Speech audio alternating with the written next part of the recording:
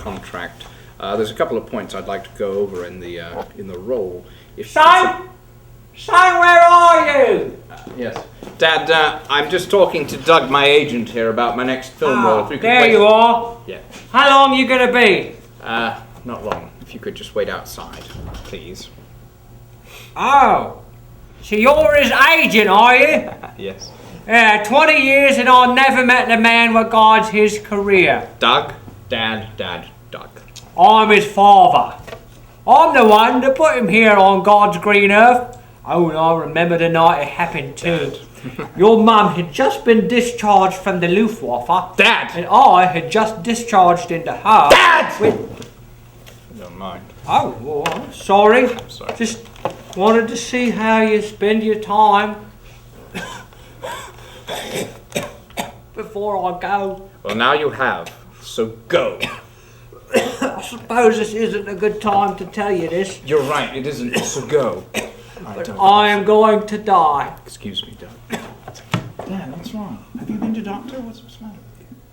Well, not right now, but I am going to die eventually. He works in guilt trips the way some people work in watercolors. So you're his agent, eh? Well, you might take 5% of what he makes out of his pocket, but I took 100% of the crap out of his pants when he was little. And oh, God blimey, could he produce the crap? I mean it. He produced so much crap. I knew he'd go into television. Here, look, I saved this for you. Oh, Dad! Why? Oh, I'm just sentimental, son. It might have been easy for you to let go back then, but it wasn't easy for me. Dad, that's a bag of my old crap. Well, not everybody has their own crap bag.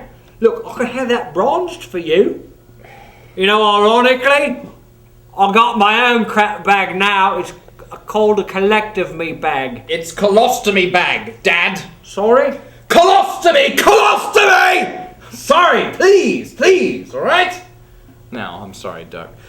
Let's talk about this deal on the table. It collects little bits of me, and they're not the best bits either, I assure you. I'll tell you, I wish that collective me bag bandit they keep talking about on the telly would strike at my house. Ooh, I got so much for him. I got loads. No colostomy bag bandit, Dad. All right? So if you're finished parading things across this desk, I have some actual work to do, all right? So go and wait out there, and someone will get you, all right? Got some actual work to do. I'm so sorry, Doug.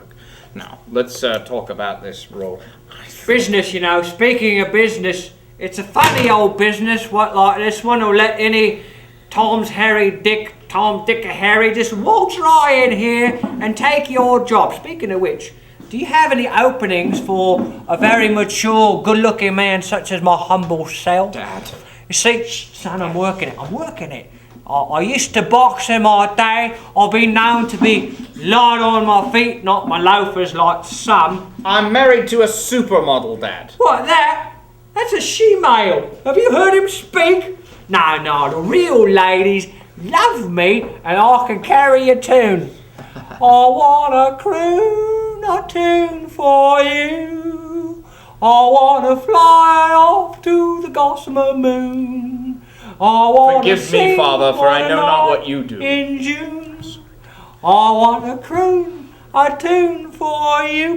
Yes, perhaps I should fly you up to the moon. I'm sure they miss you up there with the other loonies. Oh, so what you say? You got any parts that need a man to fill them? Yes, I'm sure, that man. I'm sure if they're casting for a horse's ass, you could fill it.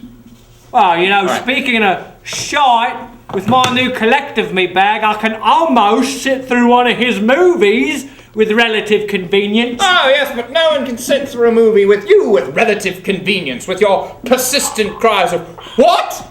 Who shot him? Is that the guilty one? Even if it isn't a murder mystery?" Oh, I never did that. No, I never. You did! You did it during Finding Nemo, Dad! You got us thrown out of the movie theater into the papers! Well, any publicity's good publicity, as your mother used to say about the Nuremberg trials. All right, Doug, let's take a look at this. I think we could come to an agreement. I think for this role, I should If you think making it in showbiz is hard, you should have tried making it with his mum. She made it hard every night. See, he's funny too. Thank you Comedy. for that grisly and indelible image, Dad. Now, let's talk about the deal and ignore him. Now, Doug, in my day, I could have made it with Diana Dawes. And we all would have liked a little bit of that, eh, Doug? Eh?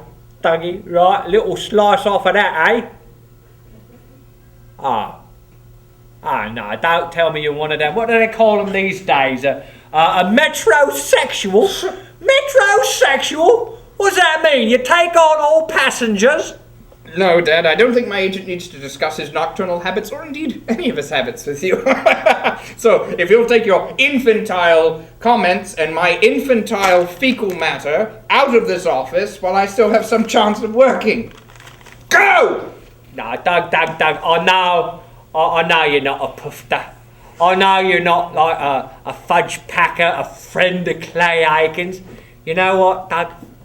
I'll bet you money that you could split a beaver with your mind. Oh, my God. I can. That's all I've got left. You know, if I'd have shagged that Diana Dawes instead of your mum, you wouldn't be here. If only you had, Dad. But I went off and did your mum regularly till you popped out and grew up into a right poncy git with your $10 million for running around with a plastic gun, and for what?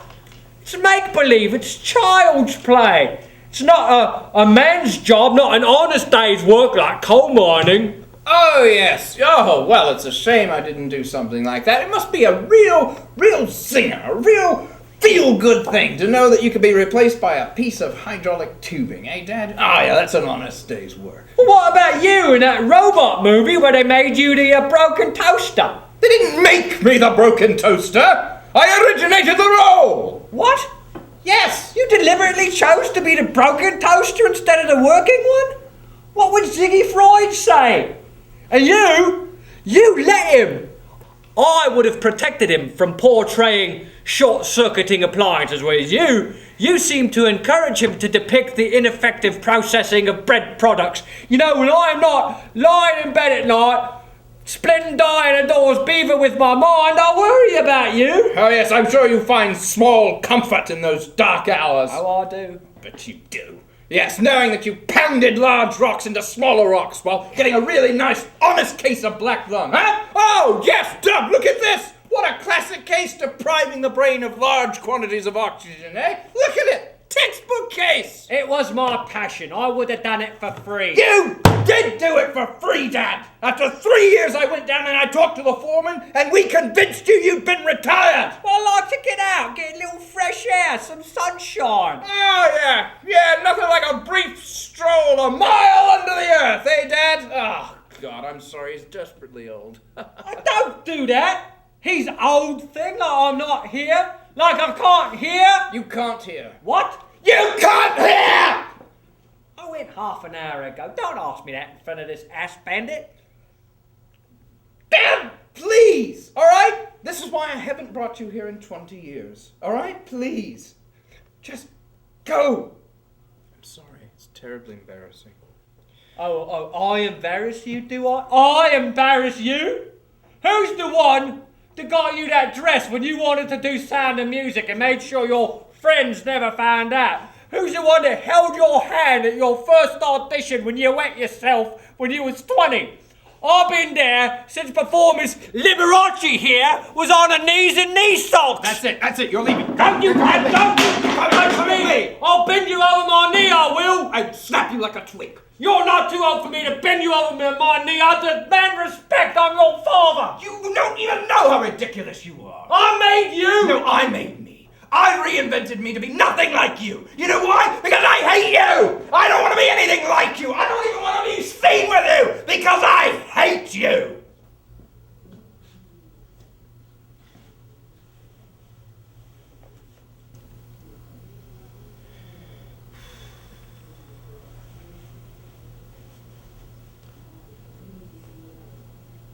You're right, son.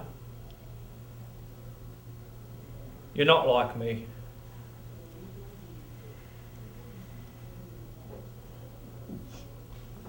You're just like your mum when you yell at me, sends the German accent, and I love you for it. Come here. I'm so sorry. sorry. I forgive you. Look, I know you're high maintenance, but if making an impression on this cocksucker is important to you, I'd like to make it up to you. What you say? What you say we take this bag of crap, set it on fire, put it in this chair? He can hear you. What?